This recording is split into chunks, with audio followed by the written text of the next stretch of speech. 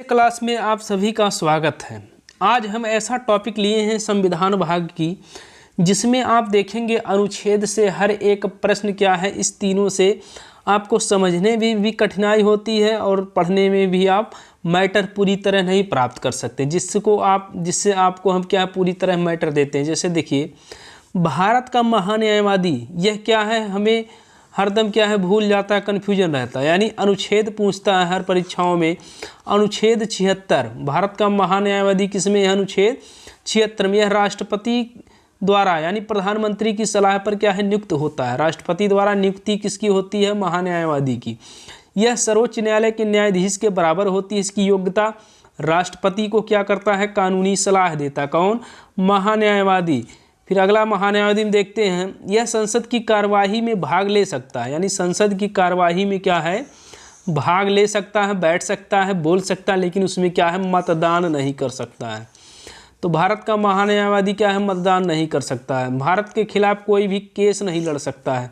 यह भारत का प्रथम क्या है? विधि अधिकारी, यानी भारत का यह कानूनी अधिकारी, यानी राष्ट्रपति को क्या करता है? कानूनी सहायता देता है। कौन? भारत का महान्यायवादी। तो महान्यायवादी में देखेंगे अनुच्छेद क्या है? 76 है, ये पढ़ चुके हैं। यह राष्ट्रपति को कानूनी सलाह देता है, यानी संसद में क्या है? भाग ले सकता है, लेकिन उसमें क्या है? मत नहीं दे सकता है। इसके बारे में अलग से हम लोग क्या है चर्चा करते हैं। देखिए, इतना ही कंप्लीट आपका वीडियो रहेगा। भारत का नियंत्रक एवं महालेखा परीक्षक यानी कैग में देखेंगे भारत का नियंत्रक और महालेखा परीक्षक अनुच्छेद 148। अनुच्छेद 148 में इसकी नियुक्ति राष्ट्रपति द्वारा होती है। किसकी? कैग की।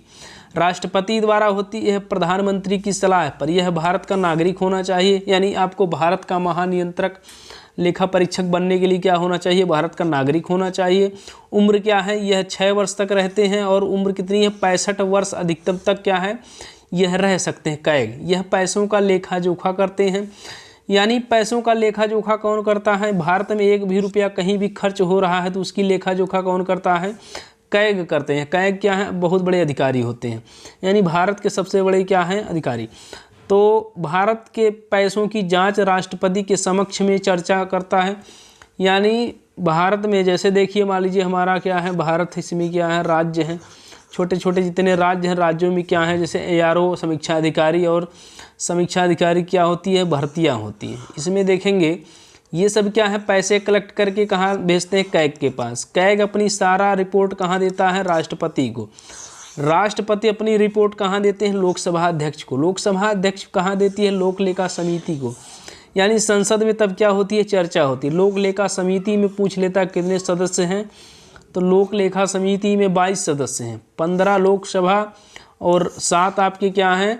राज्यसभा के हैं। तो कैग जो है यह रिपोर्ट क्यों देता है? लोक लेखा समिति में विपक्ष के नेता होते हैं, जिसकी पैसों की क्या है? निगरानी की तरीके से जांच करते रहते हैं।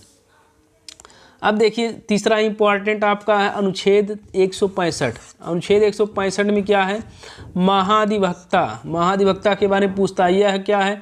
राज्यपाल द्वारा नियुक्त होता है। राज्यपाल को क्या करता है? कानूनी सहायता देता है।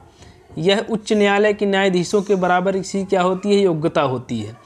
राज्य के खिलाफ क्या है? कोई केस नहीं लड़ सकता है, यानी यह राज्यपाल को क्या देता है? कानूनी सहायता देता है। विधानमंडल में भाग ले सकता, लेकिन क्या है? मत नहीं दे सकता। कौन? महाधिवक्ता।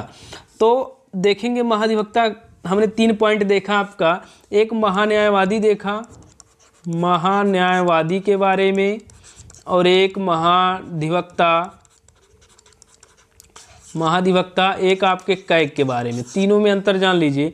महान्यायवादी जो है राष्ट्रपति द्वारा नियुक्त होते हैं, संसद से संबंधित, यानी संसद में भाग ले सकते हैं लेकिन मत नहीं दे सकते हैं।